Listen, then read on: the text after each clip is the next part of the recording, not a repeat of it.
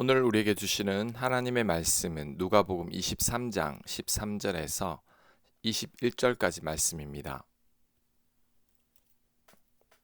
13절 빌라도가 대제사장들과 관리들과 백성을 불러 모으고 이르되 너희가 이 사람이 백성을 미혹하는 자라 하여 내게 끌고 왔도다.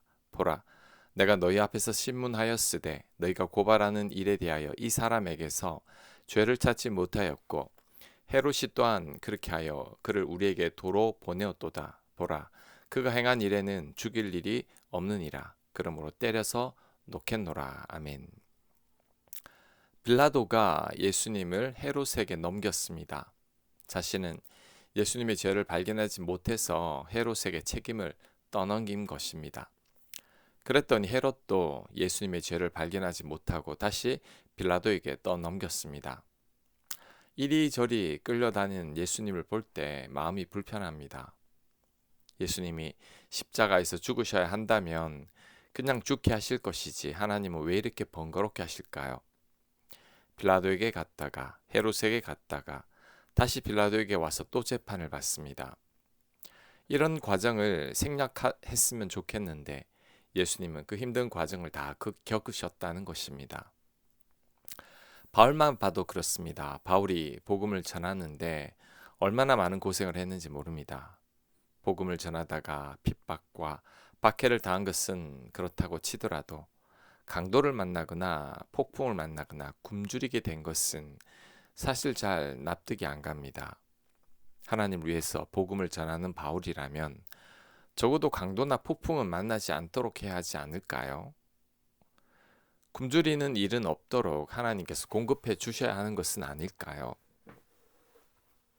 그런데 이런 생각들은 우리들의 생각일 뿐입니다.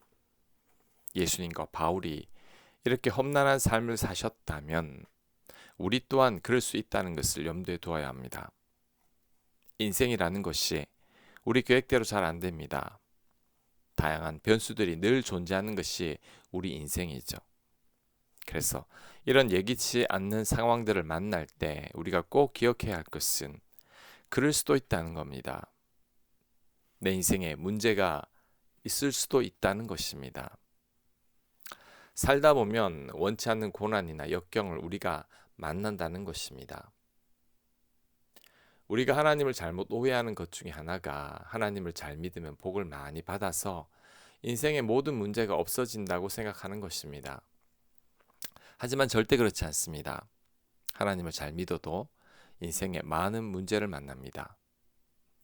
하지만 우리가 세상 사람들과 다른 게 있다면 그 모든 문제와 고난들을 우리가 거뜬히 이겨낸다는 거죠.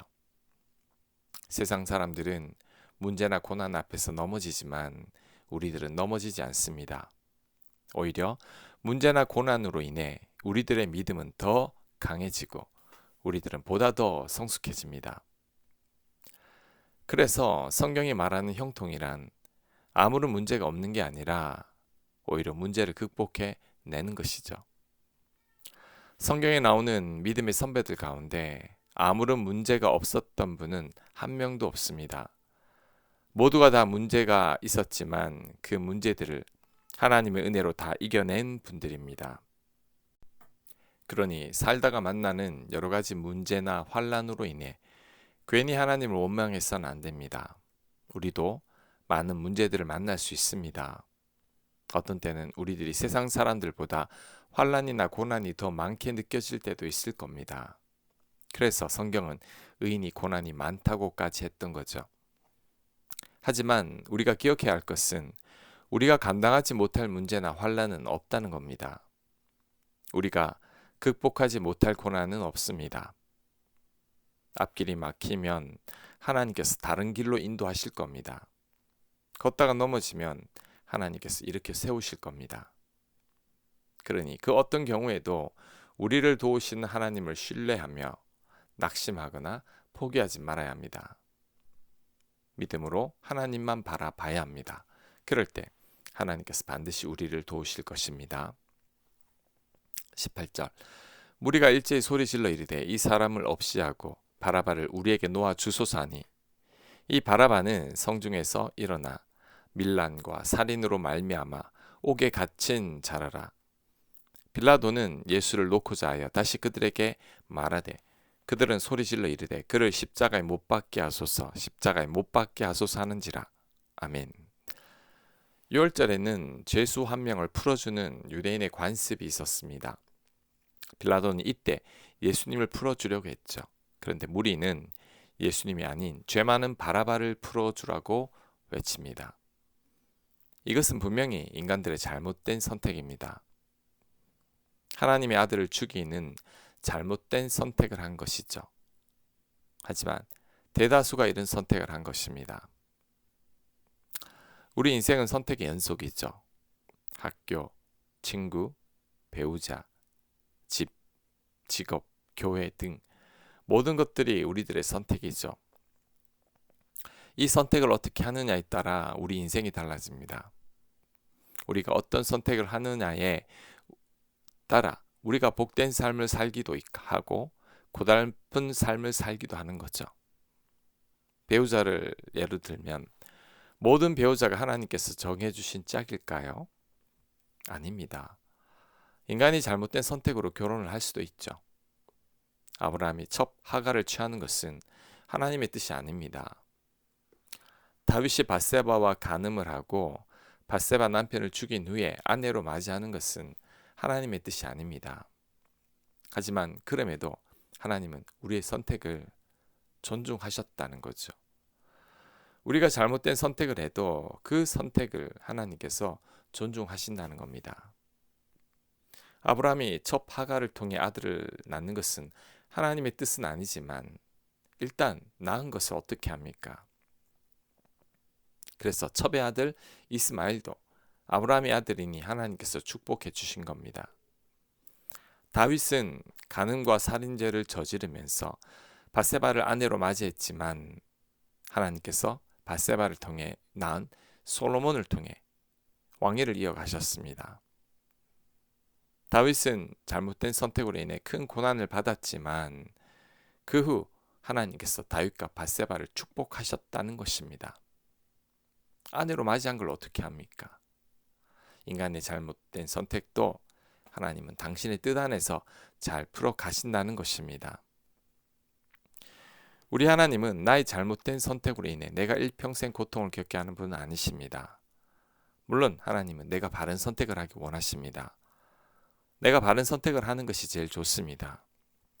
하지만 내가 잘못된 선택을 했다고 해도 그 선택을 통해서도 하나님의 뜻을 이루어 가십니다. 하나님은 우리의 잘못된 선택을 통해서도 합력하여 선이 되게 하시는 분이시죠. 우리가 잘못된 선택을 해도 그에 따른 또 다른 은혜를 준비하시고 수습하시는 분이 우리 하나님이십니다. 아담과 하와가 선악과를 따먹은 후에 하나님께서 제일 먼저 하신 일은 아담과 하와에게 옷을 만들어 입히시는 것이었습니다. 이제 부끄러움을 알게 된 아담과 하와에게 옷부터 입히시는 분이 바로 우리 하나님이시죠. 이것을 생각할 때 우리 마음이 따뜻해집니다. 탕자가 재산을 물려달라고 했을 때 아버지는 아들의 잘못된 선택인 줄 알았지만 그 아들의 뜻을 존중하고 유산을 물려주었죠. 탕자가 재산을 다 탕진하고 돌아왔을 때에도 탕자를 나무라지 않으시고 극진히 사랑해 주셨습니다. 이것이 하나님 아버지의 마음이죠. 그러니 잘못된 선택을 했거나 실수를 했다고 해도 절대 낙심하지는 말아야 합니다. 과거를 생각하며 후회와 아픔으로 세월을 보내지 말아야 합니다. 왜냐하면 하나님께서는 그것도 합력하여 선이 되게 하십니다. 나의 잘못과 실수를 잘 수습하셔서 가장 선한 결과가 나오도록 이끄시는 분이십니다. 우리 하나님의 전공은 우리의 뒤치다꺼리입니다. 지금 어떤 실수를 범했습니까? 어떤 잘못된 선택으로 인해 후회하고 있습니까? 너무 염려하거나 후회하지 마십시오. 살다 보면 그럴 수도 있습니다. 우리 하나님도 이해하실 겁니다. 이제는 하나님을 신뢰하며 하나님을 바라봐야 합니다. 그럴 때 하나님께서 잘 수습해 주실 겁니다. 나의 잘못과 실수를 통해서도 가장 선한 결과를 이끌어 내실 것입니다. 아멘. 묵상과 적용 질문입니다. 어떤 실수나 잘못된 선택으로 인해 후회하고 있나요? 하나님께서 그것도 합력하여 선이 되게 하실 것을 묵상해 보시기 바랍니다. 가장 선한 결과를 기대하며 기도하시기 바랍니다. 기도합니다. 하나님, 잘못과 실수로 인해 낙심하거나 후회하지 않게 하옵소서. 가장 선한 결과를 이끄실 하나님만 바라보게 하여 주시옵소서. 예수님 이름으로 기도합니다. 아멘.